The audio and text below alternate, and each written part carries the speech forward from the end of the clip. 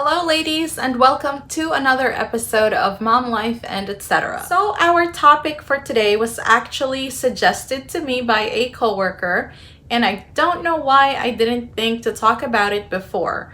But today I wanted to share with you my own labor and delivery experience. Well, first and foremost, let me tell you that everyone's experience is completely different. And your experience is definitely going to be different as well. If you are watching this video, then I am going to bet that you are probably pregnant and you are searching stories to kind of help you maybe calm your nerves down about the process. So the first time with my son, my labor and delivery, it was midnight and I remember painting my toenails, and I had just gotten done and I had gone upstairs to go urinate, and then while I was urinating I heard a plop and it was a lot of water gushing out. Now again, it's something that I had never experienced before, so I had no clue that my water had actually popped. So basically, I went back downstairs and kept on doing what I was doing. But then 10-15 minutes later, I felt wet. And I was like, at that point, I'm like, okay, something is definitely different. And I was at that point guessing that maybe my water had in fact popped. So I went back upstairs because at that time where we were living, my bathroom was upstairs. So I went back upstairs and I tried to urinate again, and definitely, when you urinate, you kind of feel your muscles. And when I sat down, there was no me controlling, the water coming out. The water was just basically coming out. So at that point, I kind of realized that, okay, my water had broken and I needed to get ready to go to the hospital. But I have to tell you, I was in no pain whatsoever. My husband was already in bed, he was asleep, and I had to go wake him up and basically, tell him that, hey, we gotta go. My water had just broken and we need to get ready to go to the hospital. However, I wanted to, of course, shower, get myself cleaned up. I wanted to shave, So I told my husband I was gonna hop in the shower. Now, meanwhile, he is in the bedroom getting ready, he's getting dressed, and he was panicking. It was quite hilarious. He was panicking. He made sure that our bags were ready, which they actually were already ready. They were in a corner of our bedroom, but he, made sure that we didn't forget anything. But you could definitely tell that he was panicked. He was moving very, very quickly. Meanwhile, I was in the shower taking my sweet time. I was shaving, shampooed my hair, got out the shower, I straightened my hair, the whole hoopla. So it took us, I want to say maybe an hour and a half before we finally left the house and made our way to the hospital. And very funny enough, I actually also decided that I would drive to the hospital. It was September, so we had the windows down, and I remember we had music blasting. Me and my husband were super, super excited. We were, giggling. We had music playing in the car, and we were singing along. I even remember that when we got to the hospital, we were like, you know what, let's play one last song, and we got out the car and kind of danced a little bit before we actually started walking into the ER. So yeah, so that's that. Here is one thing that I didn't realize, or I didn't know with that pregnancy. When your water breaks, that water does not stop flowing. I mean, like, it just kept coming down. And I wasn't wearing a pad. So that is something that I wish someone had told me, that if that were to happen to you, you should wear a pad, because the water will just keep coming down and you will be wet. So I was walking and I was literally leaving a puddle behind me as I'm walking. So FYI, bring a pad with you, or wear a pad, I should say, because you never know. So we get to the hospital, and of course they admit me because in fact they found out that my water had broken, and they were basically waiting for me to then go into labor. So I was then at the hospital without any pain medication because I wasn't feeling any kind of pain. I wasn't even feeling any contraction actually. So they had me set up in a room, in a private room, and we were basically waiting for hours. You know, by the time I got admitted, it was probably 3 o'clock.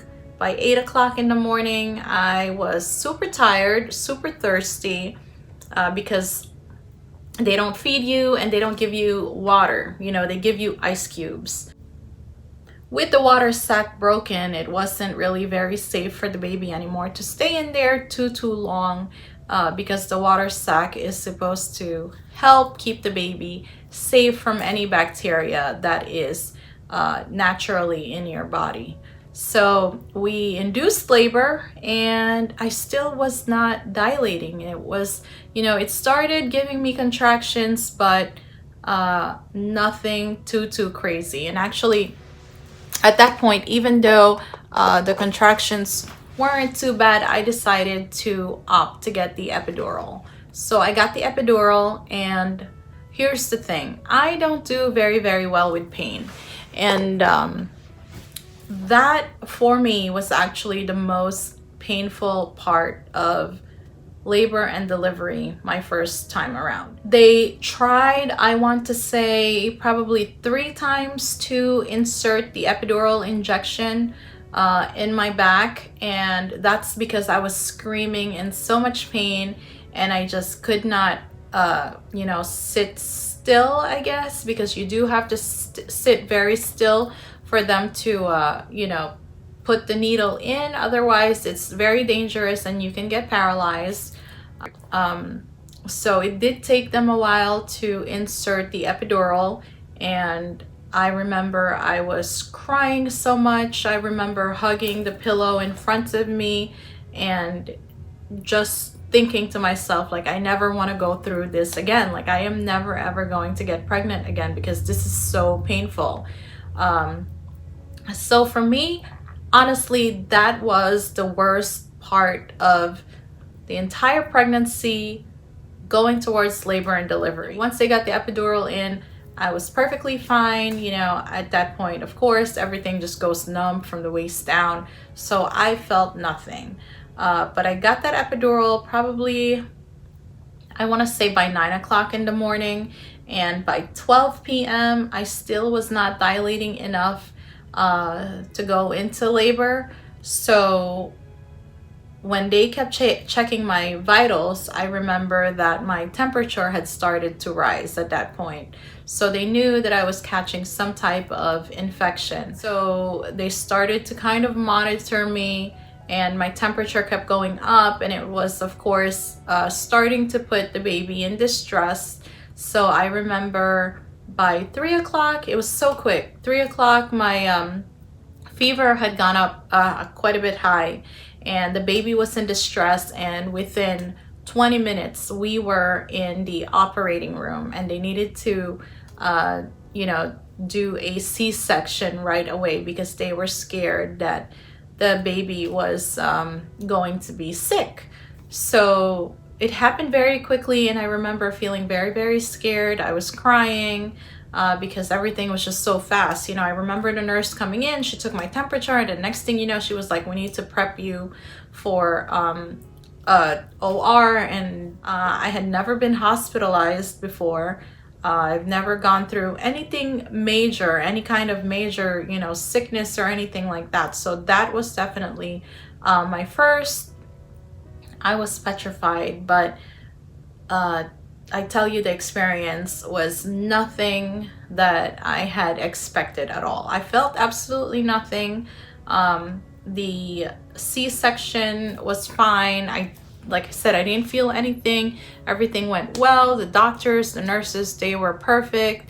And my husband even got to sit with me in the room, and he saw the whole thing. He actually has many pictures of the doctor taking the baby out of my stomach. So here is the thing, guys. My son was 10 pounds 10 ounces, and he was 21 inches long.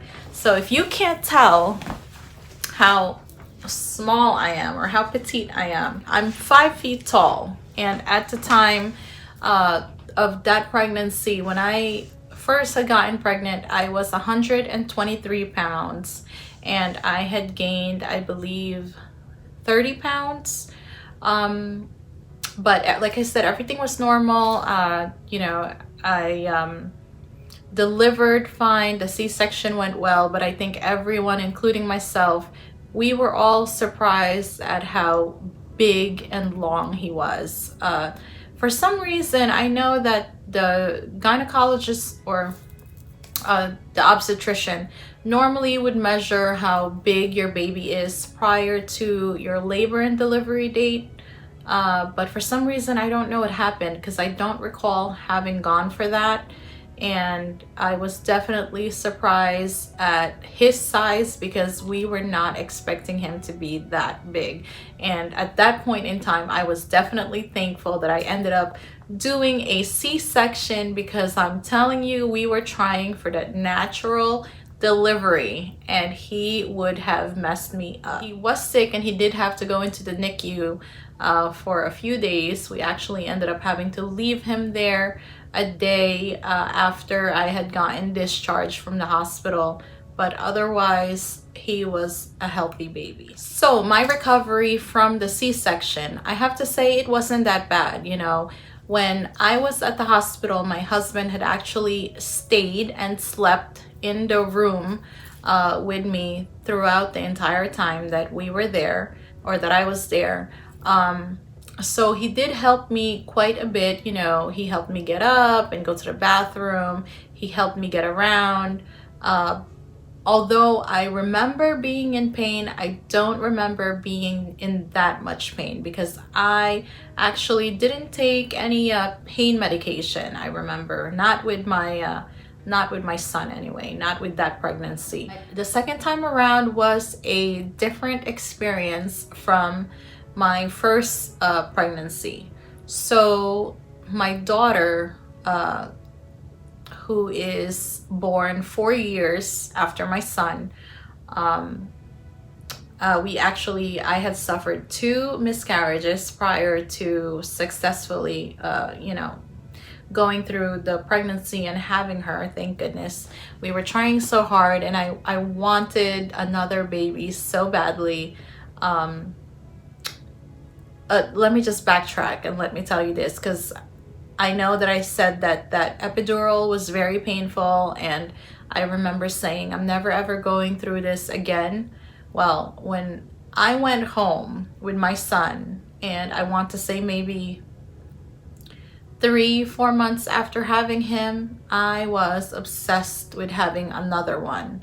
And my husband, of course, was not trying to hear it, but you experience so much joy with your kids that you honestly forget the pain. I remember feeling nervous that, you know, my son would feel some type of way, that he's no longer the only child, but it actually has been quite the opposite. The two of them are, you know, they're just great together. They love each other so much. They do fight every here and there, but for the most part, they get along really, really well. And that's probably because my son is so, he's so nice-tempered, because my daughter can be quite a bit bossy. So their personalities are definitely different, but together they do get along really well. You can tell that they love each other. You know, you can tell and you can see that they're close. So it's wonderful. But my labor and delivery with my daughter, so it was March when I had my daughter, and we were having snowstorms. I live here in New Jersey, and we kept getting snowstorms, and the hospital is an hour away from where I live.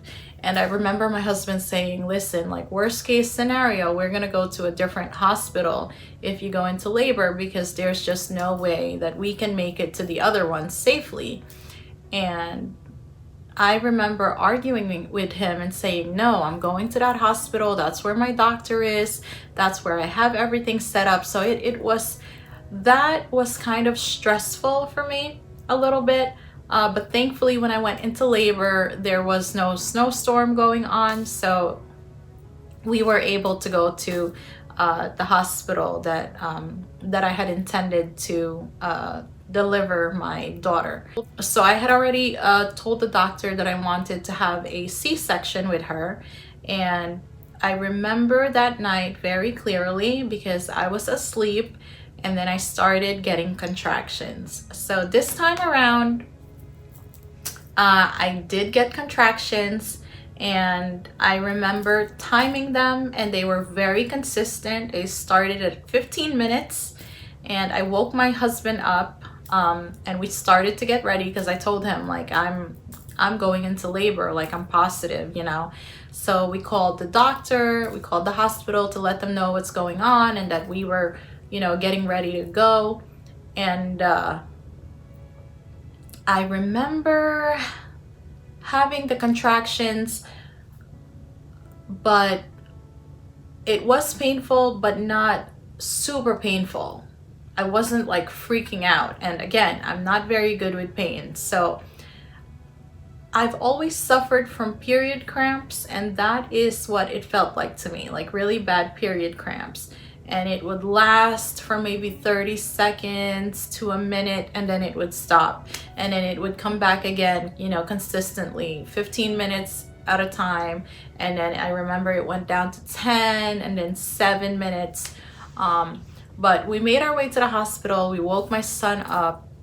I remember calling my sister-in-law to come meet us at the hospital, and then my aunt and her family to come because I needed help. So during this time, it was 2018 and it was flu season and kids weren't allowed in the hospital. So we had my son with us and we didn't really have anyone to watch him.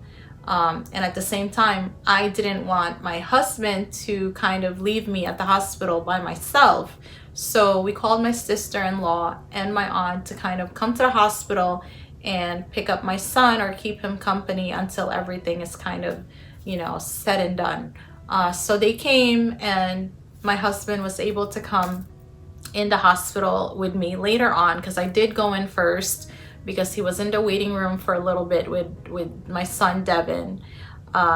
So I was in there kind of waiting, and when, you know, basically they said, okay, we need to go into OR, I kind of had to talk to them and just beg them to kind of hold off because I didn't want to go in there by myself, and we needed to wait until someone can come and keep my son company so that my husband can come in and kind of support me through this. So thankfully, they were kind enough to wait and hold off on the surgery.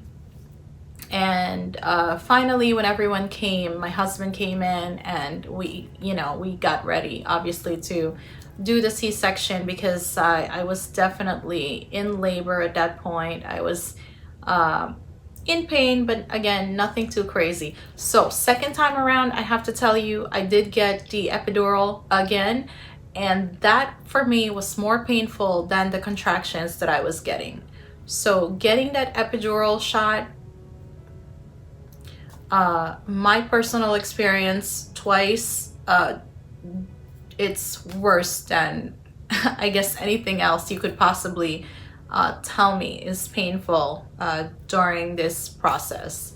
Again, they had a hard time putting it in because, you know, I was just inconsolable. I was freaking out. It was painful. And as hard as I tried to keep still, I found it to be very difficult. But again, once it was in, I was good to go. You know, they did the surgery. Everything went well. So this time around, my daughter, I had gained with this pregnancy, I want to say 25 pounds, and she was 8 pounds. So both babies were quite big, considering my size. But again, everything went well. She was healthy. The only bad thing with this pregnancy was that because of the flu season, and my son not being able to stay with me at the hospital, someone had to be home with him. So my husband couldn't stay at the hospital with me. So I was at the hospital alone with my baby Kalila. But you know, it sounds sad, I guess, but it was actually a blessing in disguise, because I was able to really bond with her. I mean, like, we, you know, just going through the process of kind of, you know, getting back into that head space of changing diapers, you know, doing bottle feeding, the late nights, not really getting any sleep. That kind of, you know, me being there by myself with her kind of brought calmness to the process, I guess. Because I know that obviously with my son around, I would also focus on how is he feeling? Is he comfortable? Is he feeling jealous? Is he feeling, you know, any kind of, is he having any kind of negative emotions, you know, with the process? Like, these are all understandable concerns for moms or parents who are having, you know, now multiple children. So I definitely was nervous about that. But having been at the hospital with my daughter alone, I was able to just kind of focus on bonding with her, you know, actually seeing her face to face, and appreciated her being there and she's healthy and all of that. Like, it was great, and I was thankful that we actually got to spend that one-on-one alone time together. The recovery for me the second time around was actually better, faster than the first time. So I don't know if that's because at the hospital I was by myself and I felt like I just had to kind of get over the pain and just, you know, obviously the nurses were there, but in the middle of the night when you gotta go to the bathroom, like, I wasn't trying to call anybody. So I remember just getting up on my own. It was difficult, it was painful, but I did it. I managed to do it. And yes, the second time I took pain medication for sure, round the clock, whatever they, you know, they told me to take, I took it every 4 hours, I remember. And it was the good stuff. So I took that and I managed, and that was, you know, it wasn't a bad experience. It was a wonderful experience all around. I'm glad that everything worked out. So that, ladies, is my labor and delivery experience with both pregnancies. If you are pregnant and you are nervous, don't be nervous, because your story is going to be different from mine. And, you know, it's a beautiful, beautiful experience. I wish you the best, and you are going to be just fine. Thank you all for watching. I will see you on the next episode of Mom Life and Etc. Bye.